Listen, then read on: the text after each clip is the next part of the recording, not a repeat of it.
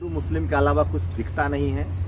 एक घटना बता रहा हूँ, इस देश में क्राइम होते हैं, सबसे ज्यादा जाति आधारित क्राइम होते हैं। शेड्यूल कास्ट, शेड्यूल ट्राइब, पिछड़े समाज के लोग और अल्पसंख्यकों पर हमला होता है। इस देश में सबसे ज्यादा महिलाओं पर हमला होता है।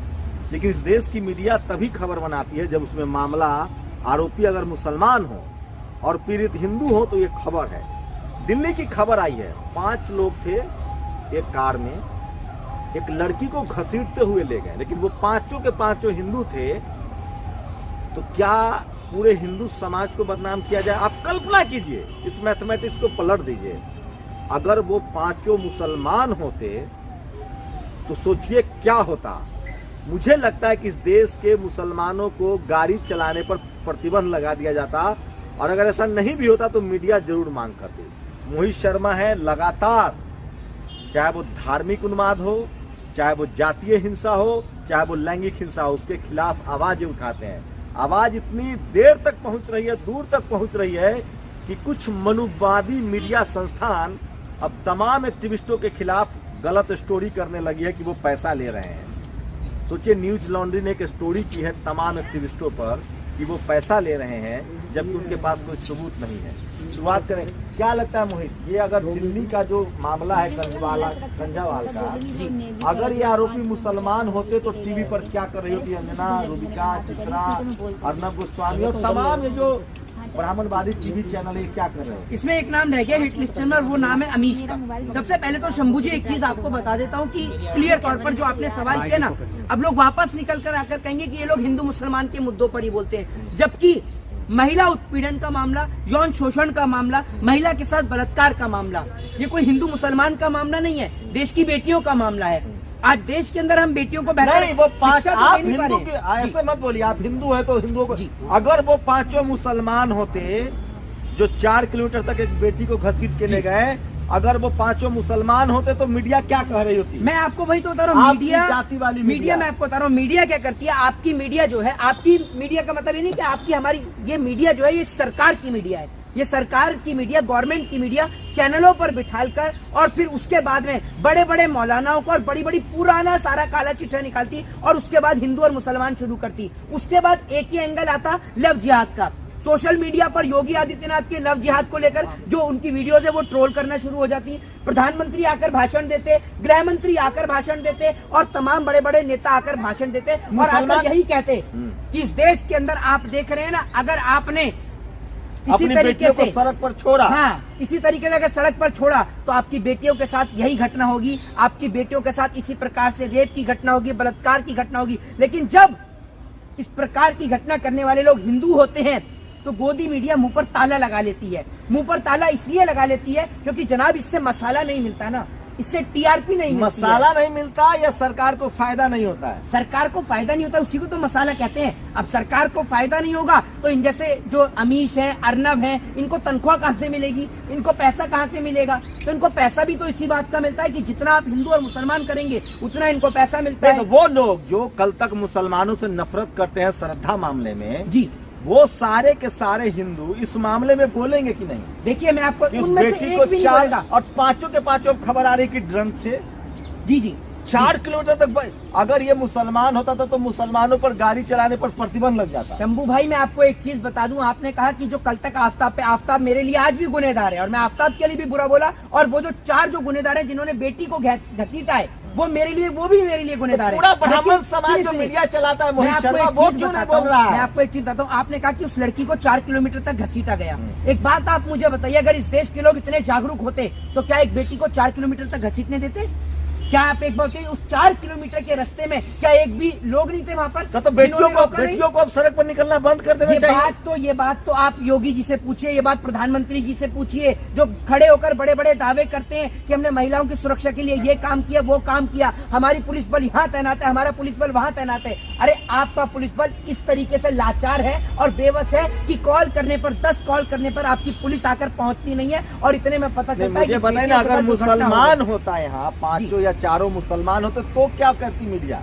फिर मीडिया ये करती कि आपको मैं एक चीज बता दूं कि देश का माहौल ये हो जाता कि मुसलमानों का सर पे टोपी लगाकर निकलना मुश्किल हो जाता। देश के अंदर धार्मिक उन्माद होते, हिंदू और मुसलमान के नाम पर जगह जगह देश में दंगे होते, सिर्फ इसी घटना को लेकर। लेकिन अब इस घटना में जो अपराधी हैं वो हिंदू हैं, तो उनको लोग अपराधी की नजर से नहीं देखते हैं। देखा था ना बिल्किस बानो वाले मैटर में आपने, गुजरात के अंदर जब बिल्किस बानो के साथ जो बलात्कारी उनको रिहा कर दिया जाता है तो उनका स्वागत फूल की माला पहनाकर किया जाता है। तो आप एक बात बताइए, जिस देश के अंदर बलात्कारियों का स्वागत फूल की माला पहनाकर किया जा रहा हो, उस देश के अंदर बेटियों के साथ ये जो बेबस और जो लाचार घटना हो रही है, इसके लिए सरकार क्यों नहीं करती? और जो मीडिया की आप बात करें ना, ये मीडिया आज की डेट में जिस तरीके से आप सड़क पे निकलते हैं, मुझे बोलना नहीं चाहिए, लेकिन मैं ऐसे शब्दों का इस्तेमाल करूंगा क्योंकि वो बेटी मेरे देश की बेटी है, तो मैं इसलिए मैं बोलूंगा। ये मीडिया सिर्फ एक ही काम करती है, जिस तरीके सड़क पर जो कुत्ते जो है ना, जब कोई भौंकते देखे ना आपने, ये सिर्फ भौंकने का काम करते हैं और इनकी आवाज सिर्फ ऐसी होती है। उस पे एक और है, मैं नाम नहीं लेना चाहूंगा, लेकिन जनता समझ जाएंगे,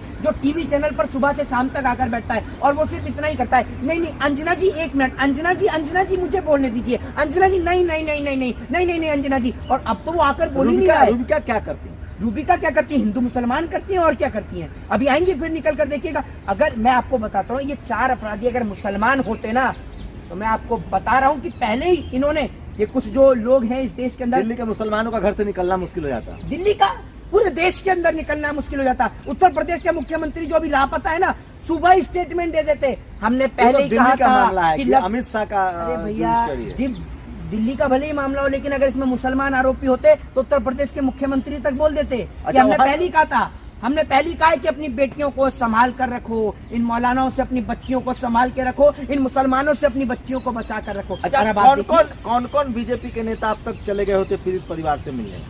साध्वी प्रज्ञा, मैं बताता रहा हूँ, अभी साध्वी प्रज्ञा ठाकुर छुरियों में धार लगा कर रखे। अरे एक बात बताइए, ठीक है ना, आप शिक्षा की तो बात करती हैं, छुरियों में धार लगाने की बात करिए, आज नहीं बोलेंगी? अंजना क्या, स्मृति ईरानी, अंजना बैठ गई होती अब तक, जिसकी मैं बात कर रहा हूँ। नहीं नहीं नहीं नहीं अंजना जी एक मिनट, मुझे बोलिए, नहीं नहीं नहीं, ये जो नेहरू जी, मुझे लगता है ये सारा जो कांड हुआ इसमें गलती नेहरू जी की है। कैसे? ये तो आप, मुझे आज तक नहीं पता चल रहा। सड़क बनवाया होगा शुरुआत में कांग्रेसियों ने, कांग्रेस ने सड़क बनवाई, ठीक है ना, सड़क बनता, ना सड़क बनती और ना बेटी घसीटी जाती। देश के अंदर गाड़ियों को लेके आई कांग्रेस, ये सबसे बड़ी गलती नेहरू जी की गलती है। तो नेहरू जी की गलती की वजह से उस लड़की को घसीटा गया, ये बात चल रही होती है अभी पूरी मीडिया पर। और अंजना ओम कश्यप हो और साथ में वो अमीश, आजकल तो चश्मा लगा रहे हैं, देख रहे हैं ना, अमीश, जो कि दिखना बंद हो गया है। अच्छा, चित्रा जी क्या बोलती? चित्रा तो बता देती मेरे ख्याल से, कोई नैनो चिप वो निकाल देती है, 2000 के नोट में निकाल देती है, श्वेता सिंह की। हाँ नहीं, ये भी निकाल सकती है, कोई बड़ी बात नहीं है। ये मीडिया पूरी तरीके से प्रोपोगेंडा चलाता है और हिंदू मुसलमान का काम करना, हर घटना को सिर्फ हिंदू और मुसलमान का एंगल देना, ये इनका काम है। और इनके खिलाफ अगर कोई बोलता, अभी आपको मैं बताता हूँ, आज से कुछ टाइम पहले मैं नेशनल चैनल पे आपको दिखाई देता था, आज नहीं दिखाई देता हूँ, क्योंकि नेशनल चैनल के कानों में इतना दम नहीं है कि वो सच को सुन सके। और वहां पर खड़े होकर अगर कोई सवाल कर लेना बीजेपी के प्रवक्ताओं से, तो अगले दिन उसको समझा दिया जाता है, जो मीडिया कोऑर्डिनेटर होता है, कि अगले दिन ये लड़का दिखना नहीं चाहिए यहाँ पर, क्योंकि वो जो 5-5 हजार वाले बिकाऊ लोग हैं ना, वो आने बंद कर देंगे। वो 5-5 हजार वाले बिकाऊ लोग अपना जमीर भी बेच के आते हैं और खुद भी बिकते हैं, उनकी ये हालत है।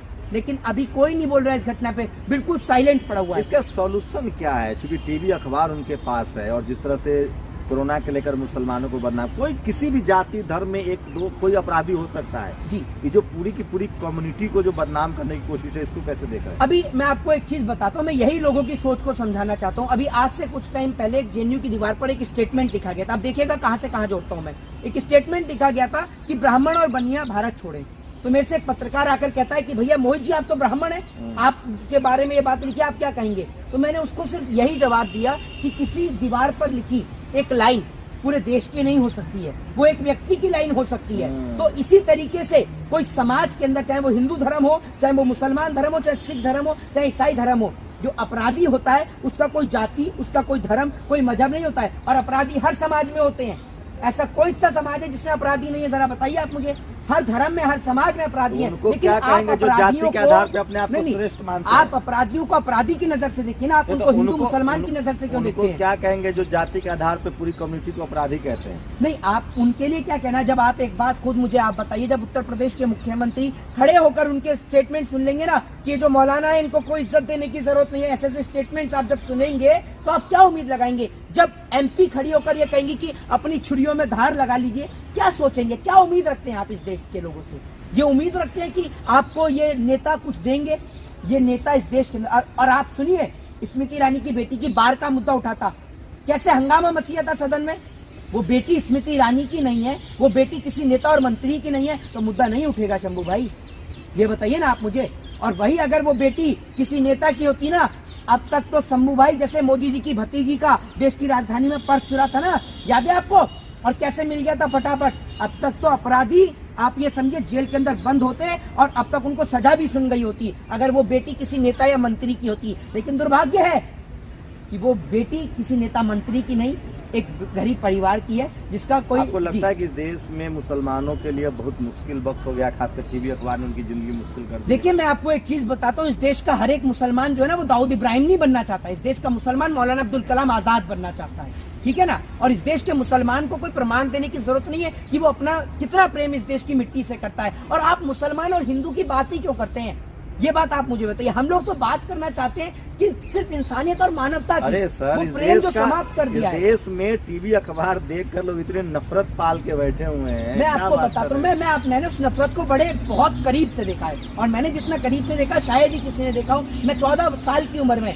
नेशनल चैनल पर जाता था, वहाँ होता क्या था कि देखता हूँ कि भैया ये तो मौलाना साहब है, और ये पंडित जी है, बड़े ये लंबा टीका लगा के आए हैं, और वो ये भाई टोपी लगा के फर्स्ट क्लास आए हैं। वो इधर से आरोप लगा रहे हैं, वो उधर से आरोप लगा रहे हैं, और देख के भैया हमारा गुस्सा बहुत हाइपर हो रहा है। लेकिन देखते हैं कि आधे घंटे बाद जैसी टीवी डिबेट समाप्त होती है, दोनों साथ में कॉफी ले रहे हैं, और भैया चलो ठीक है भाई साहब मिलते हैं, चलिए फिर मिलते हैं। दोनों गले लगा रहे हैं एक दूसरे को, और वो अपने घर। लेकिन जो लोग, अब जब एपिसोड जो टेलीकास्ट होगा टीवी पर आता है सैटरडे को, संडे को वो टीवी पर दिखाया जाता है, तो देश के अंदर देखने वाले लोग जिन्हों का गुस्से में आक्रोश में आ जाते हैं कि मौलाना की इतनी हिम्मत कि पंडित जी को ऐसा कह दिया, पंडित जी की इतनी हिम्मत कि मौलाना साहब को ऐसा कह दिया, तो पूरे देश में जहर मूर्ख बन रही है। जनता को तो मूर्ख बनाया जा रहा है। अब फायदा टीवी अखबार को है, फायदा टीवी अखबार को है। टीवी अखबार जो है उसको करोड़ों रुपए का एडवर्टाइजमेट मिलता है। एक बताइए, मोदी जी हमारे भी प्रधानमंत्री, आपके भी प्रधानमंत्री, अमित शाह हमारे भी है,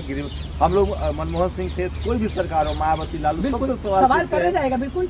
तो जब से मोदी जी से सवाल पूछने पर मोदी जी अमित शाह का फोन नहीं आता है, उनके जो समर्थक है वो क्यों गाली मार काट गुंडागर्दी को उतर आते हैं? देखिए, मैं आपको एक चीज दिखाता हूँ, मेरे फोन में अभी ऐसा है ना, बहुत सारे लोग हैं, ऐसे लोगों को मैं नाम और तवज्जो भी नहीं देना चाहता। अब वो फोन पे फोन कर रहे हैं, देखिए कितने सारे कॉल्स हैं, कोई एक दो कॉल्स नहीं है, एक दो कॉल्स नहीं, बहुत सारे कॉल है। कल से लोग कॉल करने में लगे हुए हैं, कोई माँ की गाली देता है, कोई बहन की गाली देता है, किसके पास कोई लॉजिक का मोदी से सवाल पूछने पर उनका, हाँ, कहते हैं कि तुम, सबसे पहला तो ये सवाल होता है कि तू हिंदू नहीं है, सबसे पहला यही कि तू हिंदू नहीं है। मतलब बीजेपी के समर्थक नहीं। अब एक बात बताइए, अब मुझे आप बताइए मैं गलत कहाँ से हूँ? मोदी जी ने कहा कि मैं आपको 2 करोड़ रोजगार दूंगा, मोदी जी ने कहा कि मैं आपको 100 स्मार्ट सिटी दूंगा, मैंने नहीं कहा ये बात। ये सब तो 2022 में पूरा हो गया, ये सब तो 2022 में पूरा हो गया। सुनिए, फिर मोदी जी ने कहा कि मैं जो है वो प्रत्येक खाते में 15-15 लाख लाऊंगा, अगर वो काला धन आ जाएगा। वो अमित शाह जी ने बोला कि वो जुमला है, वो मान लेते हैं। फिर बुलेट ट्रेन का वादा किया। अब अगर यही सवाल हम सरकार से करते हैं, हम पूछते हैं कि मोदी जी आपने 2 करोड़ रोजगार का वादा किया, वो 2 करोड़ रोजगार कहाँ है, तो पता है क्या बोलते हैं? ये कांग्रेसी है, ये चमचा है, ये अंधभक्त नहीं, ये चमचा है, ये टुकड़े टुकड़े गैंग का मेंबर है, ये मुसलमान है। इस तरीके के शब्दों का इस्तेमाल करते हैं। मतलब मोदी जी से सवाल पूछना और सरकार से सवाल करने पर हम जो है वो अपराधी हो जाते हैं, हम देशद्रोही हो जाते हैं। और अगर हम मोदी जी की तारीफ करने लग जाए कल से, तो वाह भाई वाह, इससे बढ़िया तो कोई 2022 वाला तो सारा वादा पूरा हो गया। हाँ, देखा ना कितने सारे वादे पूरे हो गए, देख तो रहे हैं आप, कितने सारे वादे पूरे हो गए। और जो बची कुची सरकारी कंपनियां थी वो भी बिक गई, देख रहे हैं। भला इस देश में एक ही लोगों का हुआ है, अंबानी और अडानी साहब का, सारे न्यूज चैनल खरीद लिए, सब कुछ खरीद लिया। 2 करोड़ सालाना रोजगार मिल गया। मैं आपको मिल तो रहा है रोजगार, मैं तो कहता हूँ 2 करोड़, आप 2 करोड़ पे तो मैं 5 करोड़ दे रहे हैं रोजगार मोदी। बुलेट ट्रेन तो अभी नहीं चली है, बुलेट ट्रेन अभी चल रही है, रात में अंधभक्तों के सपनों में लगातार चल रही है। रोजगार पता है कैसे दिया है मोदी सरकार ने सबसे ज्यादा? अब देखिए, आधे नौजवानों को बेचारों को भेज दिया, तुम जाओ बेटा और जाकर आगरा के ताजमहल के कमरे खुलवाओ। ये जो है ना, ये हिंदुओं का हुआ करता है, तुम कमरे खुलवाओ। आधों को भेज दिया, तुम दिल्ली के रहने वाले हो, रोजगार का वादा तुमसे भी किया, तुम जाओ बेटा कुतुब मीनार पे चढ़ जाओ। ये कुतुब मीनार जो है हिंदुओं की हुआ करती थी, तुम बॉम्बे के हो, तुम्हें भी रोजगार का वादा किया था, तुम जाओ और तुम जाके ना मस्जिद का जो अजान का भोंपू से बंद कराओ, और उसके बाद में जो अगर कोई खाली बच जाए, तुम जाओ सड़क पे हनुमान चालीसा पढ़ो बैठ के।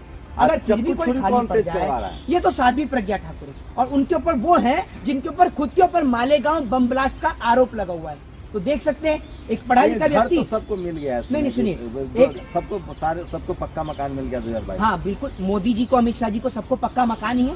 बाकी गरीब तो सड़क पे मर ही रहा है, गरीब तो सड़क पे मर ही रहा है, बाकी सबको तो पक्का मकान मिल ही गया। आपने देखा कितना बढ़िया पक्का मकान है। दुगना हो गया 2022। किसान का एमएसपी भी एकदम दुगना हो गया। किसान को तो एमएसपी दुगनी मिल ही रही है, तभी तो किसान आत्महत्या कर रहा है। एमएसपी दुगनी होने पर किसान आत्महत्या कर रहा है। तो देख लीजिए आप, सारे वादे झूठे हैं, खोखले हैं, और बेटियों के साथ इस तरीके से दुर्व्यवहार होता रहेगा। ये इस देश की जनता क्यों नहीं समझ पा रही है? इसकी वजह क्या देख रहे हैं? टीवी अखबार।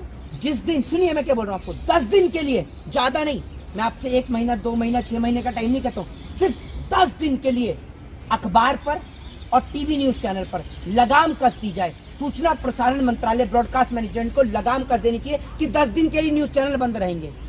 आप देख लीजिए, 10 दिन के अंदर अगर माहौल शांत ना हो जाए तो मेरा नाम मोहित शर्मा नहीं चाहिए। मैं आपको सरकार के पक्ष में लोग हो जाएंगे। सरकार के पक्ष में, सरकार से सवाल कर, अगर 10 दिन न्यूज चैनल बंद हो गए ना शंभू भाई, देश के तमाम राज्यों में ना धरना और प्रदर्शन हो जाएगा नौजवानों का। क्यों?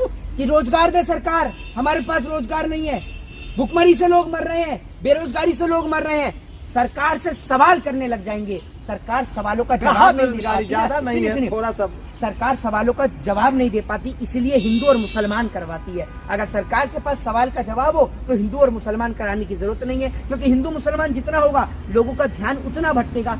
अभी कभी ये ज्ञानवापी मस्जिद का मुद्दा आ जाता है, कभी आगरा के ताजमहल का, तो कभी अगर कोई मुद्दा नहीं है तो भैया आपने देखा कि हनुमान चालीसा का मुद्दा उठा दो, कभी अजान का मुद्दा उठा दो। वालों की क्या मजबूरी? टीवी अखबार वालों की यही मजबूरी है कि या तो सरकार की गुलामी करो, सरकार को नतमस्तक होकर प्रणाम। मतलब टीवी अखबार जनता के खिलाफ है, सरकार के साथ है? बिल्कुल साथ है। अगर टीवी अखबार जो है वो जनता के साथ होता तो सरकार से सवाल पूछता ना, नेता और मंत्रियों को बिठाकर लाइव टेलीकास्ट करवाता और पूछता कि प्रधानमंत्री जी सवाल का जवाब दीजिए कि 2 करोड़ रोजगार कहाँ हैं और देश के किस राज्य में बुलेट ट्रेन चलती है। मैं खुद बुलेट ट्रेन में सफर करना चाहती हूँ। है इतना दम? लेकिन किसी न्यूज चैनल वाले ने पिया है अपनी माँ का दूध तो पूछे मोदी जी से इन सवालों का जवाब कि कहाँ है 2 करोड़ रोजगार, कहाँ है बुलेट ट्रेन, कहाँ है वो रोजगार की बात जो आप किया करते थे? हिंदू राष्ट्र तो बन रहा है ना, मंदिर तो बन गया। कौन सा हिंदू राष्ट्र और कैसा हिंदू राष्ट्र? मंदिर बनाने की औकात नहीं है सरकार की। मंदिर की बात करेंगे, राम को ये बनाएंगे? अरे शंभू भाई, गर्व करिए, हम उस भूमि पर रहते हैं जिस भूमि की मिट्टी को देश नहीं विदेश पूछता है। इनकी औकात है भगवान को बनाने की। अरे भगवान आपको और हमें बनाता है, इनकी भगवान को बना देंगे, यानी ये भगवान से ऊपर है। लेकिन मुसलमान तो टाइट है। मुसलमान कहाँ से टाइट है? दामाद मुसलमान पकड़ पकड़ के ला रहे हैं, आप कह रहे हैं मुसलमान टाइट है। आप भी गजब के सवाल करते हैं, वैसे सवाल आपका भी गजब है। आप, हालांकि आपका आक्रोश करने का तरीका है, ये आपका एक सवाल करने का तरीका है, अपना कटाक्ष करने का तरीका है। अरे क्या बात कर रहे हैं? नहीं, क्या टाइट है? चूड़ी टाइट है। छुरी टाइट है? चूड़ी। अच्छा, कौन सी चूड़ी टाइट है? जरा ये तो बता दीजिए आप मुझे, हैं? ये तो बताइए आप मुझे। देश को खतरा तो है आतंकवादियों से, और देखिए चाइना पाकिस्तान सब थर-थर कांप रहा है। चाइना पाकिस्तान इतना थर-थर कांप रहा है कि आपने देखा होगा, रविवार की घटना आपको बताने जा रहा हूँ। जम्मू कश्मीर के अंदर आतंकवादी हमला होता है, ब्लास्ट होता है, एक बच्चा वहां पर मर जाता है, टोटल 5 लोगों की मौत की पुष्टि वहां पर की जाती है। कई महिलाएं गंभीर रूप से घायल हो जाती हैं, कई लोग वहां घायल हो जाते हैं। ये टाइट है पाकिस्तान।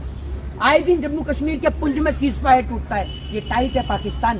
अंधभक्ति की पट्टी खोलिए आंखों से और देश के लिए सोचिए, इस मुल्क के लिए सोचिए। ये मुल्क बर्बाद हो जाएगा आपकी इस लड़ाई की आग में, ये मुल्क तबाह हो जाएगा आपके हिंदू और मुसलमान करने के चक्कर में। फिर एक ना एक दिन फिर किसी अंग्रेज की गुलामी झेलेंगे और फिर जाके पछताएंगे। फिर वही वाली कहावत को आप याद करेंगे, क्या पछताए होवत क्या जब चिड़िया चुग गई थी। दुनिया में डंका तो बजा। कौन सी दुनिया में डंका बज रहा है? जरा ये बता दीजिए। आप जिस दुनिया में रहते हैं उसी दुनिया में मैं भी रहता हूँ, जरा बताइए कहाँ डंका बज रहा है? अमेरिका, चीन, जापान, फ्रांस, सब दुनिया भर में। यूक्रेन युद्ध भी, रूस यूक्रेन युद्ध भी मोदी जी के। अच्छा, फिर तो भारत के पास वीटो पावर आ गई होगी। बताइए ना आप मुझे, जो 5 देश वीटो पावर वाले हैं, अमेरिका, ब्रिटेन, चीन, रूस और फ्रांस, उसमें एक नाम भारत का जुड़ गया या नहीं जुड़ा? G20 में देखे उनको अगुवाई करने का। हाँ, G20 में आप तो ऐसी बात कर रहे हैं ना G20 में कि भाई सारे के जो मोदी जी हैं उनको ही सिर्फ सिंहासन दे रखा है बैठने के लिए, बाकी सारे नेता तो जो है वो नीचे दरी पे बैठे हुए हैं, है ना। वो डोनाल्ड ट्रंप वो जो बाइडेन जो है वो चार्ट की लाइन में लगा हुआ है, जिनपिंग जो है वो उसके कुर्ते पे छोले गिर गए, है ना। जिनपिंग ये वाला कर रहे हैं ना आपकी, भाई मोदी जी को सारा VIP ट्रीटमेंट मिल रहा है, बाकी किसी को तो VIP ट्रीटमेंट है ही नहीं वहां पर। सारे मोदी जी अकेले सिर्फ बैठे हुए हैं सोफे पर, बाकी सबको दरी पे बिठा दिया, बेटा इस पर बैठ जाओ। लेकिन आप ये तो मानेंगे ना कि उनकी माँ का निधन हो गया, उसके बाद भी वो काम करते रहे। देखिए मैं देश आपको एक के लिए चीज कितना- सुनिए माता जी को लेकर राजनीति करना बिल्कुल अच्छा नहीं लगता। और जिस दिन उनकी माता जी का निधन हुआ मैंने सच्चे दिल से श्रद्धांजलि दी उनकी माता जी को, क्योंकि हर एक माँ जो है वो बेटे के लिए बहुत अहम भूमिका अदा करती है। भले ही एक बेटा एक अच्छा बेटा होने का फर्ज ना निभा सके, लेकिन एक माँ अच्छी माँ होने का फर्ज जरूर निभाती है। बेटा तो है। नहीं, बहरहाल उनकी माता जी नहीं है, मैं इस पर चर्चा नहीं करना चाहूंगा। और मैं उनकी आज भी माता जी को यही श्रद्धांजलि दूंगा कि ईश्वर उनकी माता जी को अपने चरणों में स्थान कोई दे। काम तो मोदी जी का अच्छा लगता होगा आपको? देखिए मैं आपको एक चीज बताता हूँ, मैं तो आपसे जानना चाहता हूँ जिस काम पे मैं भी मोदी जी की तारीफ कर सकूं, अभी प्रशंसा कर सकूं। नोटबंदी, राफेल, इन सब पर सुप्रीम कोर्ट से क्लीन चिट मिल गई। एक बात आप मुझे बताइए, क्या करेंगे राफेल को लेकर? राफेल की जरूरत क्या है इस देश को? भारत गुटनिरपेक्षता की नीति को अपनाता है, तो भारत देश को हथियारों की क्या जरूरत? ये बताइए ना आप मुझे। हमारे देश में जम्मू कश्मीर पे सीज फायर टूटता है, पाकिस्तान से हमारे देश में अटैक होता है, चाइना के सैनिक हमारे अरुणाचल प्रदेश पे आके कब्जा करते हैं, तब आप कुछ नहीं कर पाते? ये बताइए ना आप मुझे। लेकिन अभी आप एक बताइए, मैं आपको बता रहा हूँ, वो खबर बता रहा हूँ। जी बता दीजिए मुझे। मैं दिखा रहा हूँ किस तरह से क्लीन चिट मिल गई है सुप्रीम कोर्ट से। जी हाँ, वो नोटबंदी को लेकर मैं बताता हूँ आपको, नोटबंदी को लेकर। लेकिन आप सुनिए, नोटबंदी को लेकर आप ये भी नहीं नकार सकते हैं, ठीक है कोर्ट से आपको क्लीन चिट मिली है, लेकिन नोटबंदी को लेकर आप ये नहीं नकार सकते कि नोटबंदी को लेकर कितने लोगों की जान गई, लोग अपने ही पैसे के लिए तिलबिला कर मरे। ये बात को आप नकार नहीं सकते, ये भी सत्य है। ने कहा कि रफाल डील में सब ठीक है, पेगासस जासूसी में सब ठीक है, नोटबंदी में सब ठीक है। बतौर जिम्मेदार नागरिक अभी हमारी जिम्मेदारी की सब ठीक है, यकीन करें महामहिम से एक मांग इलेक्ट्रल बॉन्ड में भी सब ठीक है बोल दें। देखिए मैं आपको एक चीज बताता हूँ कि सब कुछ बोल दें, देखिए मैं आपको बताऊँ, अगर कोर्ट के ऊपर हम टिप्पणी करेंगे तो हमारे ऊपर मुकदमा भी दर्ज होता है, ठीक है, क्योंकि आप कोर्ट की टिप्पणी के ऊपर नहीं बोल सकते। लेकिन आपको ये बात अच्छी तरीके से पता है कि जो देश की स्थिति है ना वो आपसे छुपी है ना मेरे से छुपी है। नोटबंदी से इस देश की क्या स्थिति हुई, क्या देश को फायदा हुआ, वो आपको भी पता है, मुझे भी पता है। आज देश के अंदर जो हो रहा है कि दिल्ली में जिस तरह से एक बेटी को 4 किलोमीटर घसीटा गया, अगर गलती से उसमें मुसलमान आरोपी होते भाई साहब, तो इस देश के मुसलमानों की तो शामत आ जाती। पता नहीं क्या होता इसी तरह मुसलमानों की शामत आ जाती है। और मैं आपको बता देता हूँ, सुदर्शन वाले चैनल वालों को नाम लेके बोलता हूँ, हिंदू मुस्लिम के अलावा कुछ दिखता नहीं है। एक घटना बता रहा हूँ, इस देश में क्राइम